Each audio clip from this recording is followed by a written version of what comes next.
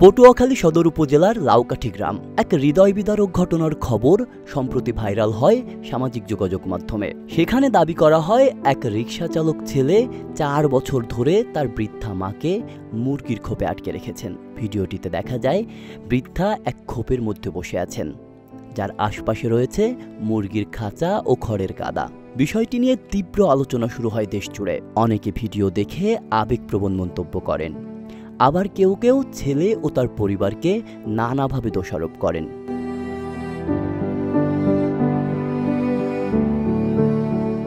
ভিডিওটি ভাইরাল হওয়ার পর অনেক মূলধারার গণমাধ্যমও যাচাই বাছাই না করেই তা তুলে ধরে সংবাদ প্রকাশ করে। তবে অনুসন্ধানে উঠে আসে সম্পূর্ণ ভিন্ন এক চিত্র।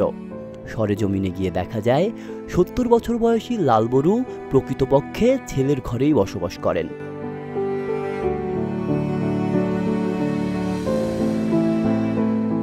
4 বছর আগে স্বামী মারা যাওয়ার পর থেকেই সন্তানদের উপর নির্ভর করেই জীবনযাপন করছেন তিনি। মানসিক ভারসাম্য হারানো লালবরু প্রায়ই বাড়ির বাইরে গিয়ে বসে পড়েন, কখনো কখনো মুরগির খোপের কাছে গিয়েও।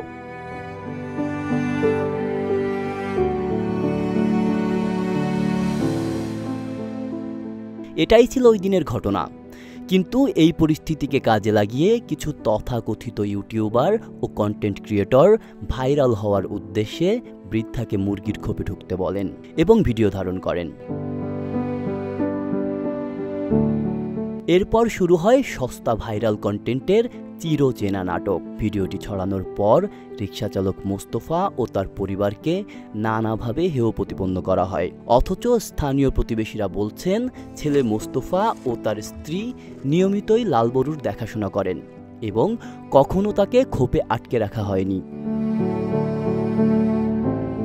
স্থানীয়দের ভাষ্য অনুযায়ী ভিডিওতে তুলে ধরা অধিকাংশ তথ্যই মন গড়া ও ভিত্তিহীন। প্রতিবেশীদের কেউই কখনো দেখেনি লালবরু খোপে থাকছেন, বরং তারা বিষয়টি ইউটিউবারদের পরিকল্পিত আয়োজন বলেই সন্দেহ করছেন।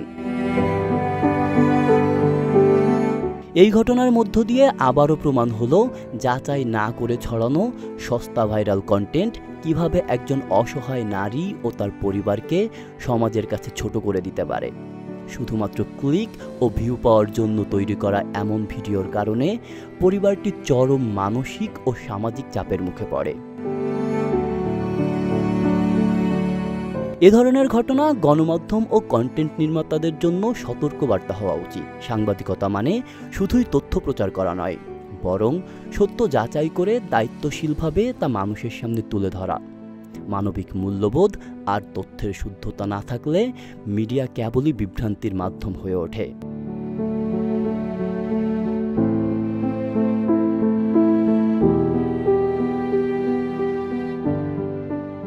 আব্দুল্লাহ রাফসান জনি, ঢাকা প্রকাশ।